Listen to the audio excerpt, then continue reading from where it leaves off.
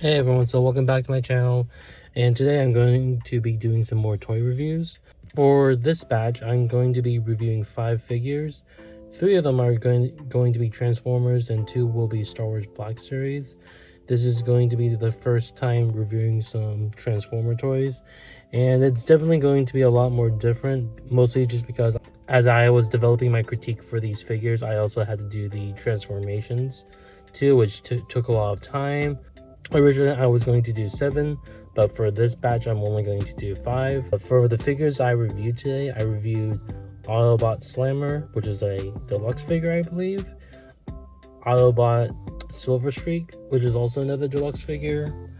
Decepticon Soundwave from the Bumblebee movie, which is Voyager class.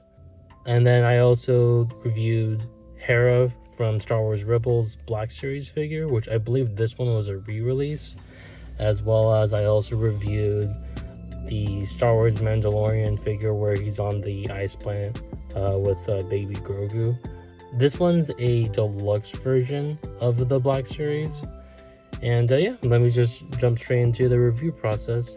To start off, the Autobot Slammer figure was okay. I picked this one up at Ross for like $10, and it's a pretty cheap toy. I originally really liked the box art because I'm kind of into like that blocky type of look, which kind of will explain why I like the Soundwave figure a lot. I'm a little disappointed with his design a little bit, just because his limbs feel like really thin and plasticky, and they feel like they're gonna fall off, which makes sense because I believe this figure is supposed to be just used as a combiner, or like he's meant to be like taken apart, and his armaments is supposed to be combined with other characters, I believe. I do like his little vehicle tank form. It's very cute. And I also have like this picture of him sitting on, getting sat on by Soundwave, which just looks ridiculous. For the price, for $10, it was good. I don't think I would buy this again. So I would probably demote this as an okay purchase. Next up, I bought the Autobot Silverstreak, which was a Goodwill purchase. I bought him for I believe $11, and this figure is pretty good. I like the design. I like the blue and white design. I'm not really too familiar with G1. His transformation was really hard, to the point where I spent a good 30 minutes trying to design him, trying to transform him in the video. Obviously, I can't, show that, so I'm just going to like cut that out. Good figure for the price, although with his design, I kind of wish that there was a little bit more to like the leg area. Like the hollow parts make me feel like he's gonna collapse on me, which he's not, but because that's like how he is, kind of like he'll still hold his weight, but like it's just something I kind of wish I got more of. So hard transformation, and I wish there was a little bit more weight to this figure. So I would put this as an okay. So for the next figure I reviewed the Star Wars Black Series figure Hera. This figure is pretty good. I got her for like $10 at my local comic book store in San Jose. The figure was used, but for the quality as well as the condition it was in, it was still pretty good. So for $10 is an easy snap up for me. It is missing the pilot goggles, which I didn't mind, so yeah, that was an instant buy. Attention to detail wise, she looks like a really beautiful figure.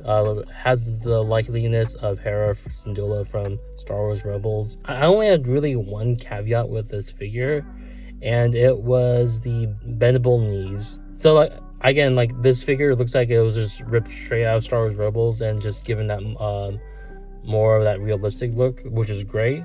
But the way that the knee bends, it bends in like this weird 90-degree angle, like flat, which bothers the crap out of me. But yeah, for $10, yeah, a solid figure purchase, very good. Next up, I purchased this Mandalorian figure. This is when he's on the ice planet that's full of ice spiders, which I believe they are Kinrath, but I could be wrong.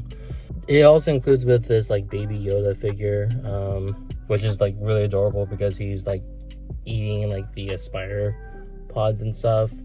And it also includes a Spire too. I like this figure a lot. I like these little additions a lot just because they add a lot to the figure. The Mandalorian figure himself though, he's like good, like good weight, good heft, good posability.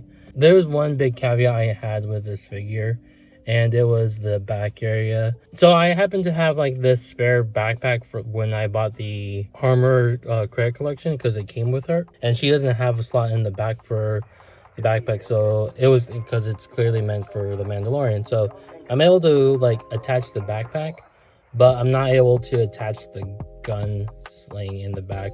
It's either one or the other, which is weird because like there's not really like, well, the gun itself has like this little tiny nub which looks like it was meant to attach somewhere on the back, but looking at the figure, it doesn't really have anywhere for it to attach to. So it's just like, it seems like almost kind of like a missed opportunity, as well as like they're using like a newer model of that figure when it was supposed to be like an older model maybe. I believe the gun's able to attach on like the older model of the Mandalorian figure when he still had his brown, so that's just, again, confusing. Sorry for the noise, but for clarification on the figure, I noticed that when I was moving the elbow joints that it was starting to blister white, which made me think the plastic wasn't gray in around that area.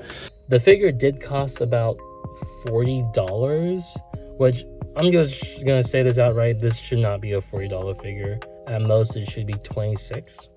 That being said though, this figure definitely did go on clearance at Target at some point. You can't find it now, but if you were able to purchase it for at least $20, that's easily a very value figure. Good, but overpriced. My next figure I'm going to review is this Soundwave Voyager class figure.